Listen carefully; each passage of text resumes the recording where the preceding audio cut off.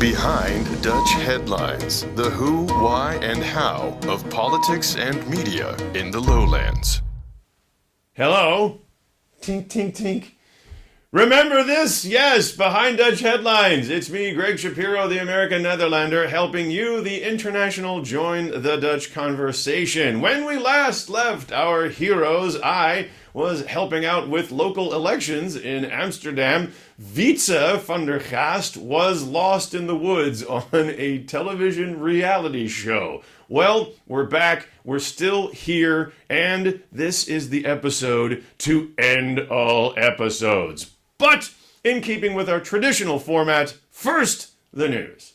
In Belgium, EU leaders met to commemorate the beginning of World War I with a military ceremony and later at a summit to vote on Jean-Claude Juncker as the new EU Commission president. However, in an offensive tactic, British leader David Cameron issued an ultimatum that there should be a different option for EU Commission president, but he was outflanked by Angela Merkel and her EU allies.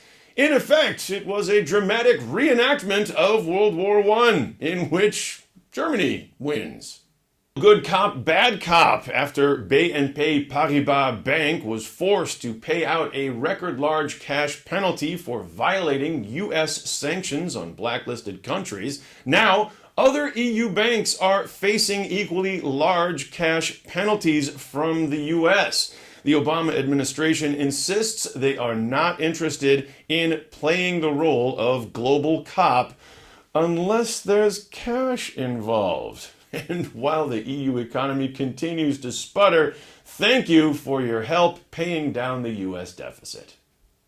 And in tech news, the creepy factor versus the right to be forgotten. The European Competitiveness Commissioner issued a statement that Google's privacy policy is unfair, and while no formal charges are being brought, the EU will be keeping a close eye on Google in the future. In other words, the EU will be doing to Google what they accuse Google of doing to them. And now, for the World Cup update, let's go to our Brussels correspondent, Wietse van der Gaast. What a trip it was for both the lowlands, both sharing in their grief after a defeat against Argentina. Mighty Messi struck again. However, the Belgians before that came together as one nation behind their oh-so-cool Red Devils, and the Netherlands has slayed many demons like Spain in the first round, appearing to having solved their penalty-kicking issues, only to suffer in the semi-finals against Argentina. So what is our place in the world? Well, speaking for World Cup football, our place is somewhere behind Germany.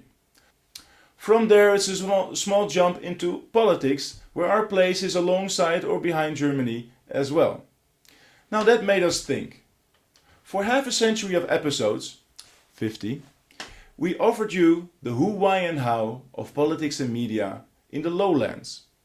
For you, the loyal watchers and Facebook friends, names like Badr Hari, Moscovici, and tongue twisters like gemeenteraadsverkiezingen have become part of your Dutch vocabulary.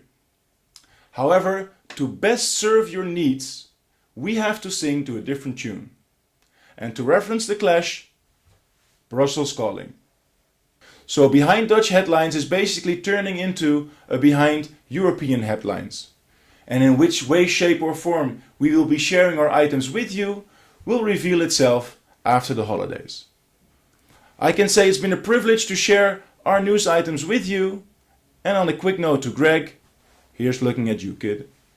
Are you looking at me? Are you talking to me? Thank you, Wietse. And Behind Dutch Headlines is dead. Long live Behind European Headlines. All good things must come to an end, and it's been fun. But do keep the channel open, keep the page open as the American Netherlander, or as the author of my book, How to Be Orange. I'll be on a European tour. So, as we get more European, we will keep more posts coming. Keep the lines open, and we'll hope to see you next time. For Behind Dutch Headlines, it's me, Greg Shapiro, saying thank you very Dutch. Behind Dutch Headlines.